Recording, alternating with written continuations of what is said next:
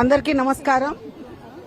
గత 9-10 రోజులుగా రాష్ట్రంలో జరుగుతున్న సెన్సేషనల్ న్యూస్లు గాని చూస్తుంటే ఈరోజు యావత్ ప్రపంచమంతా బీజేపీ గవర్నమెంట్ వైపు, సీఎం రేవంత్ రెడ్డి గారి వైపు చూస్తున్నారు.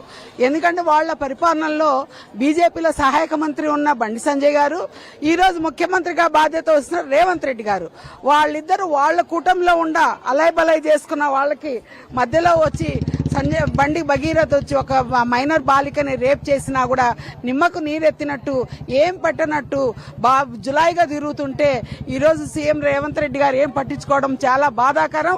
బీజేపీ గవర్నమెంట్ వాళ్ళు బేటీ బచావ్ బేటీ పడావ్ అంటున్నారు. ఇది ఎంతవరకు న్యాయం? అంటే మీ ఇళ్లలో బేటీలు ఉంటే ఒక న్యాయమా, ఊరాళ్ళ బేటీలకు ఉంటే ఒక న్యాయమా? ఇది మాత్రం బీజేపీ వాళ్ళందరూ సిగ్గుపడాలి. ఎవరు ముందుకు రానని మాట్లాడినందుకు ఈ రోజు బండి సంజయ్ని బర్తరఫ్ చేయడానికి అమ్మవారి దగ్గరకు వచ్చాము.